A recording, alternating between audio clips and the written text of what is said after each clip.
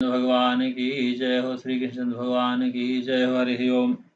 वसुदेव सुतं देवं कंसचाणूरमर्दनं देवकी परमानन्दं कृष्णं वन्दे जगद्गुरुं। कृष्णं वन्दे जगद्गुरुं।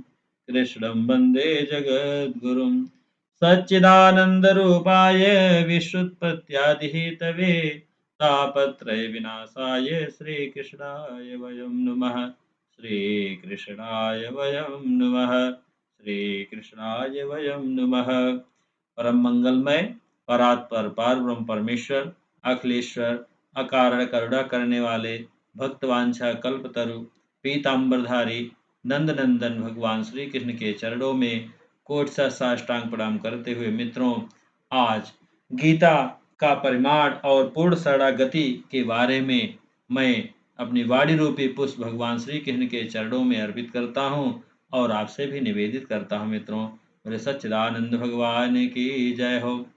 हरे राम राम राम हरे हरे, हरे कृष्ण कृष्ण कृष्ण हरे हरे, हरे राम राम राम हरे हरे, हरे कृष्ण कृष्ण कृष्ण हरे हरे, हरे राम राम राम हरे हरे, हरे कृष्ण कृष्ण कृष्ण हरे हरे, हरे राम राम राम हरे हरे, हरे कृष्ण कृष्ण कृष्ण हरे हरे।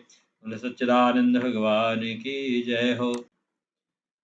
भगवन्तं प्रपन्नास्तु तद्भिन्ना हि सर्वथा भक्ताः कृष्णे विलीयन्ते कृष्ण एको हि शिष्यते। महर्षि वेद व्यास द्वारा रचित महाभारत में ऋषिवर वैशंपायन जी ने गीता के परिमाण में कुल 745 श्लोक बताए हैं मित्रों। षट्शतानि संविंशानि श्लोकानां प्राह केशव अर्जुन सप्तपञ्चाशत् सप्तषष्टिं तु संजयः तत्रष्टाश्लोकमेकं गीतायामानमुच्यते। भीष्म पर्व के 43वें अध्याय के चौथे और 5वें श्लोक में इसका वर्णन है मित्रों। तो कह रहे हैं, निवेदन है,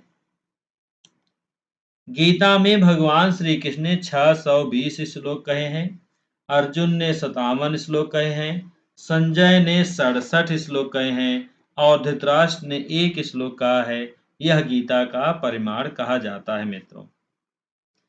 गीता की प्रचलित प्रति के अनुसार मित्रों 18 अध्यायों के संपूर्ण श्लोक जोड़ने पर 574 श्लोक भगवान श्री कृष्ण के, 84 श्लोक अर्जुन के, 41 श्लोक संजय के और 1 श्लोक धृतराष्ट्र का है, जिनका कुल योग 700 होता है मित्रों। यही आपका 18 अध्यायों में 700 श्लोक मिलते हैं मित्रों।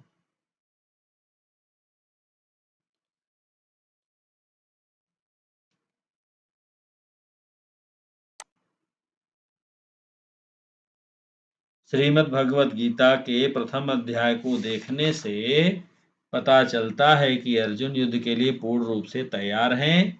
वे स्वयं रथी बने हैं और सारथी बने भगवान को दोनों सेनाओं के बीच में रथ खड़ा करने की आज्ञा देते हैं। सेनयोर उभयोर मध्ये रथम स्थापय में अच्युत, अध्याय 1 के 21वें श्लोक में इसका वर्णन आता है मित्रों। सारथी बने भगवान भी रथ को दोनों सेनाओं के बीच में पितामह भीष्म और आचार्य द्रोण के रथों के ठीक सामने एक विशेष कला के साथ खड़ा करते हैं। भगवान की यह कला जो है, युद्धोन्मुख अर्जुन को कल्याण के उन्मुख करने के लिए मानव शक्तिपात था, जिसकी सफलता 18वें अध्याय के 73वें श्लोक में हो गई। भगवान को जीवों के कल्याण के लिए अर्जुन को निमित्त बनाकर गीता का महान उपदेश देना था और इसके लिए अर्जुन को वैसा ही पात्र बनाना था। इसलिए युद्ध स्थल में पितामह भीष्म और आचार्य द्रोण को अपने सामने विपक्ष में देखकर अर्जुन का छिपा मुंह जाग गया।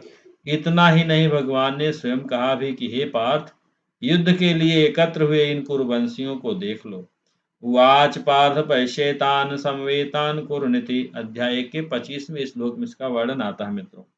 यहाँ भगवान ने धृतराष्ट्र के पुत्रों को देख यह न कह करके कुरुवंशियों को देखने के लिए कहा। ऐसा कहने में भी स्पष्ट ही अर्जुन का मोह जागृत करने का भाव मालूम देता है।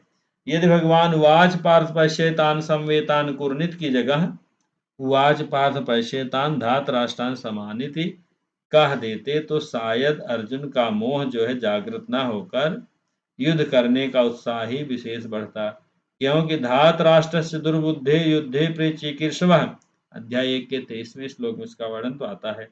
यह अर्जुन ने पहले ही कहा था। पांडव और दुर्योधन आज दोनों ही उस कुरुवंश के थे, अतः कुरु शब्द से अर्जुन का मोह जागृत होना स्वाभाविक ही था। पहले युद्ध की भावना से जिनको अर्जुन धातराष्ट्र दुर्बुद्धे कह रहे थे, उनको ही अब वे स्वजन कहने लगे। दृष्टवेवम स्वजनम कृष्ण अध्याय के 28वें श्लोक में इसका वर्णन आता है। मित्रों, युद्ध में स्वजनों के संहार की आशंका है। इस मोह के कारण अर्जुन किंग कर्तव्य विमूढ़ हो जाते हैं, फिर भी भगवान की शरण होकर श्रेय कल्याण की बात पूछते हैं। अध्याय 2 के 7वें श्लोक में इसका वर्णन आता है। मित्रों, उत्तर में भगवान दिव्य गीता उपदेश देते हैं। इससे पता चलता है कि अर्जुन गीता सुनने के लिए स्वयं उन्मुख नहीं हुए, बल्कि भगवान के द्वारा उन्मुख किए गए। अतः यह भगवत गीता है, अर्जुन गीता या कृष्ण अर्जुन गीता नहीं है। इसको भगवत गीता कहने का तात्पर्य ही है। मित्रों, इसमें श्री कृष्ण अर्जुन संवाद होते हुए भी अर्जुन भगवत प्रेरित होकर ही बोल रहे हैं, अर्थात इसमें केवल भगवान के वचन हैं। अब गीता की परिमाण की संगत पर यदि विचार किया जाए मित्रों, तो महाभारत के वक्ता महर्षि वैशंपायन है और श्रोता महाराज जन्मेजय हैं। महर्षि वैशंपायन ने संजय और धृतराष्ट्र के संवाद को ध्यान में रखते हुए ही गीता के परिमाण का कथन किया है। गीता में श्री भगवान उवाच 28 बार आया है, अर्जुन उवाच 21 बार आया है, संजय उवाच 9 बार आया है और धृतराष्ट्र उवाच 1 बार आया है। श्री भगवान उवाच और भगवत शरणागत के बाद भगवत प्रेरित अर्जुन उवाच को श्लोकात्मक मान लेने पर गीता का परिमाण जो है सिद्ध हो जाता है। मित्रों,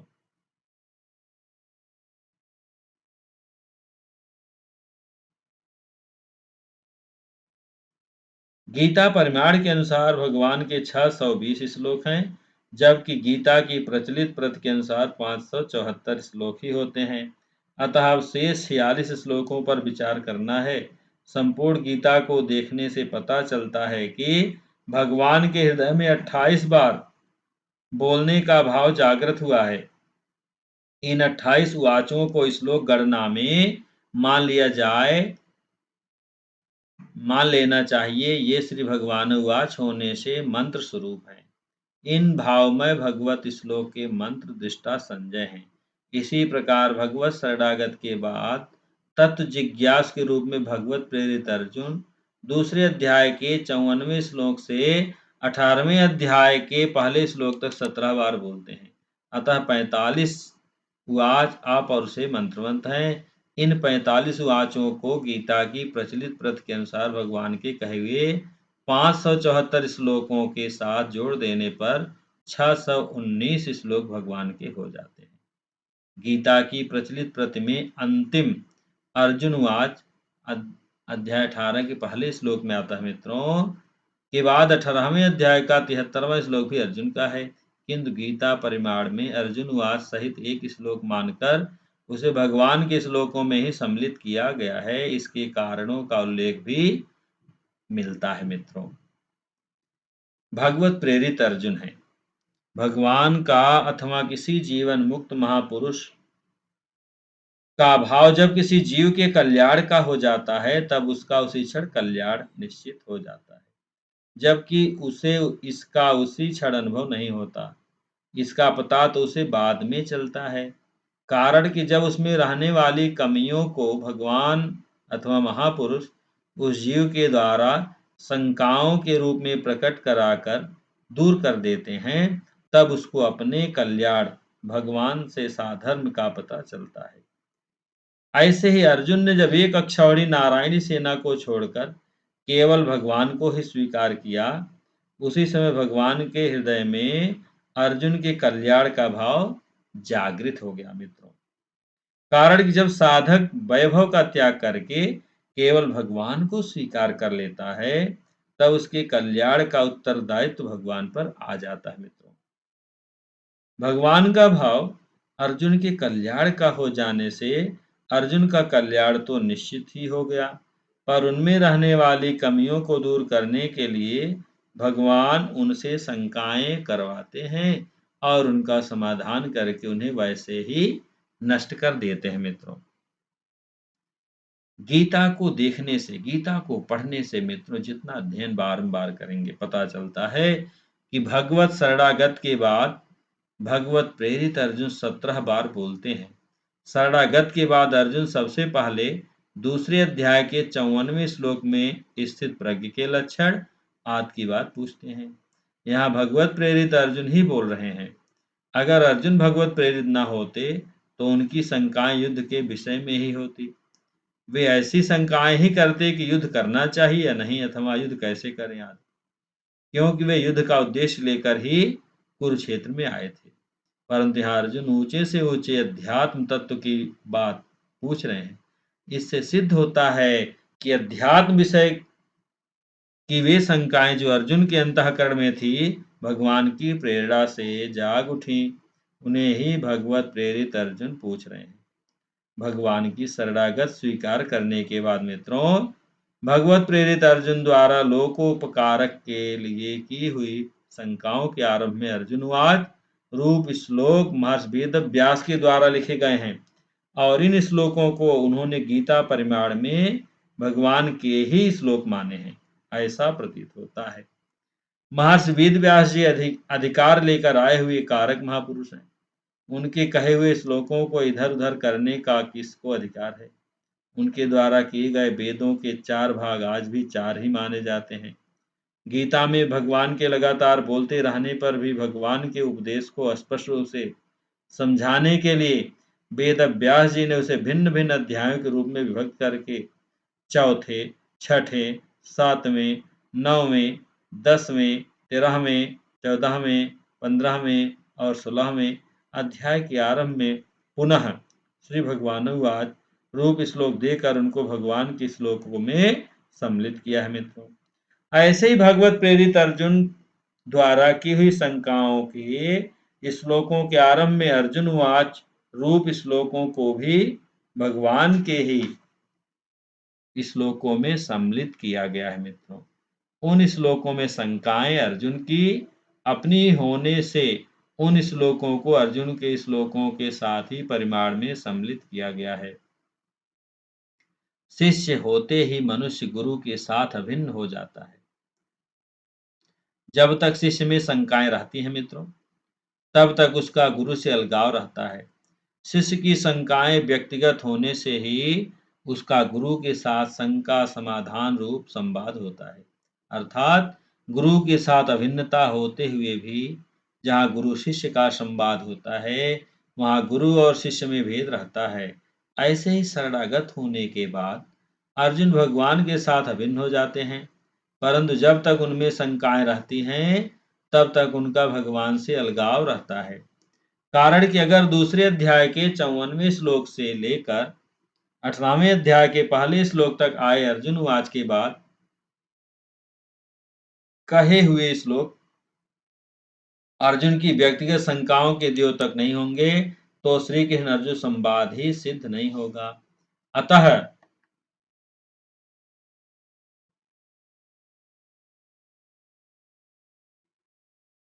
अर्जुनवाच तो भगवत प्रेरित ही है और शंका मात्र अर्जुन की ही है। आगे चलकर जब उनकी शंकाएं सर्वथा मिट जाती हैं, तब वे भगवान के साथ सर्वथा भिन्न अर्थात भगवत स्वरूप हो जाते हैं मित्रों। अध्याय 18 के 73वें श्लोक में इसका वर्णन आता है मित्रों।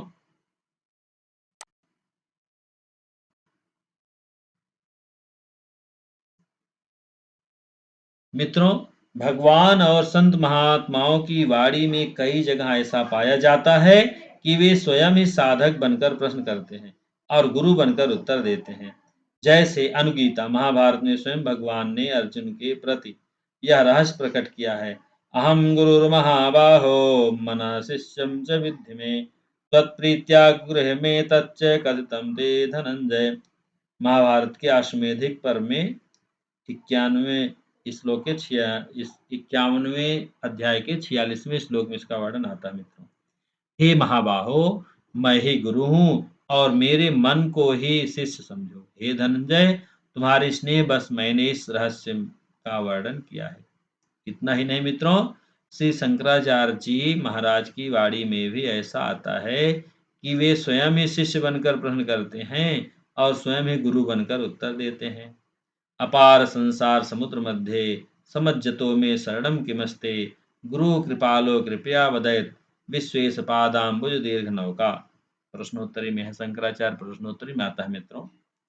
हे दयामय गुरुदेव, कृपा करके यह बताइए कि अपार संसार रूप समुद्र में, अपार संसार समुद्र मध्य, अपार संसार रूप समुद्र में मुझ डूबते हुए का आश्रय क्या है?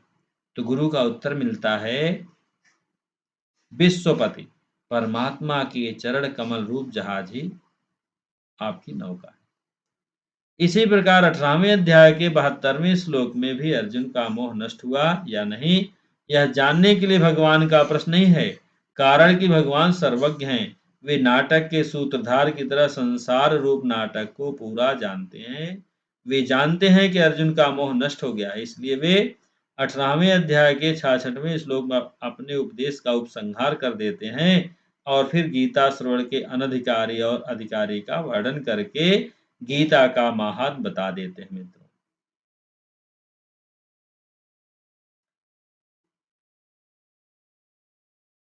तभी तो वे अपने उपदेश का उपसंहार कर देते हैं, जबकि अर्जुन ने अभी तक अपना मोह नष्ट होना स्वीकार नहीं किया है।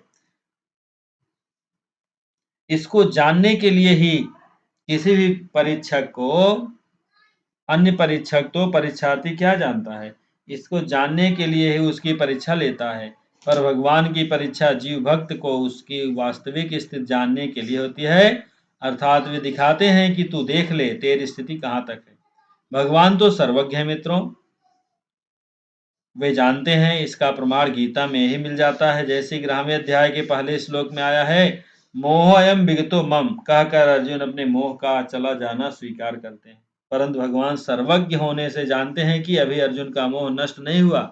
अतः अर्जुन को जनाने के लिए वे 11वें अध्याय के ही 49वें श्लोक में कहते हैं, माते व्यथा माचा विमूढ़ भाव, अर्थात मोह के सर्वथा चले जाने पर व्याकुलता और विमूढ़ भाव पैदा ही नहीं होते।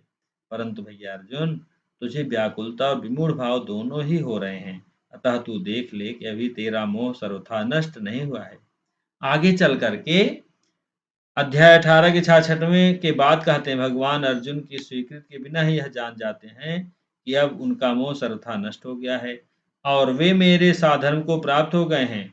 परंतु लोक संग्रह की दृष्टि से भगवान 72वें श्लोक में प्रश्न करते हैं और 73वें श्लोक में अर्जुन के माध्यम से स्वयं उसका उत्तर देते हैं, जिससे लोगों को यह मालूम हो जाए कि गीता को एकाग्रता पूर्वक सुनने मात्र से मोह का सर्वथा नाश हो जाता है और तत्व की प्राप्ति हो जाती है। अतः भगवत साधन प्राप्त भगवत स्वरूप अर्जुन का यह 18वें अध्याय के 73वें श्लोक में भगवान का ही मानना चाहिए। तात्पर्य कि भगवान लोक संग्रह के लिए ही अर्जुन से यह श्लोक कहलवाते हैं मित्रों। जिस प्रकार भगवत शरणागत के बाद अर्जुन के भगवत प्रेरित होने से श्लोक रूप अर्जुनवाच भगवान के ही श्लोक माने गए, उसी प्रकार मोहनाश के बाद अर्जुन के भगवत स्वरूप होने से 18वें अध्याय का 73वां श्लोक भी भगवान का ही माना गया मित्रों।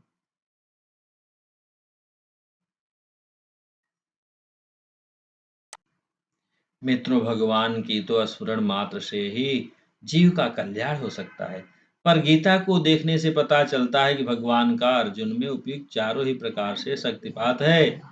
भगवान और अर्जुन का संबंध ही स्पर्श से होने वाला शक्तिपात है। दूसरे अध्याय के 7वें श्लोक में अर्जुन ने भगवान से और 18वें अध्याय के 73वें श्लोक में भगवान ने अर्जुन से विशेष संबंध जोड़ा है। दूसरी बात, गीता श्री कृष्ण अर्जुन संवाद है और जहाँ संवाद होता है वहाँ संबंध तो रहता ही है। भगवान ने अर्जुन की शंकाओं का समाधान किया, यह शब्द से होने वाला शक्तिपात है। कृपा दृष्टि के द्वारा प्रकट होती है। भगवान अर्जुन को कृपा पूर्वक देखते हैं। यह दृष्टि से होने वाला शक्तिपात है। भगवान अर्जुन का कल्याण करना चाहते हैं। यह मन से होने वाला शक्तिपात है मित्रों। मित्रों, भगवान के शरणागत होने पर अर्जुन के सारे मोह सब चले जाते हैं। इसलिए व्यक्ति को भगवान की शरणागति होनी चाहिए मित्रों। बोले सच्चिदानंद भगवान की जय हो। हरे राम राम राम हरे हरे, हरे कृष्ण कृष्ण कृष्ण हरे हरे, हरे राम राम राम हरे हरे, हरे कृष्ण कृष्ण कृष्ण हरे हरे। बोले सच्चिदानंद भगवान की जय हो मित्रों। नित्य नूतन वीडियो का लाभ प्राप्त करने के लिए चैनल को सब्सक्राइब करें और वीडियो को ज़्यादा से ज़्यादा लोगों तक शेयर करें, जिससे कि लोगों में गीता पढ़ने की इच्छा जागृत हो, सनातन धर्म का प्रचार हो और इस दास पर यह बड़ी कृपा होगी मित्रों। बोले सच्चिदानंद भगवान की जय हो।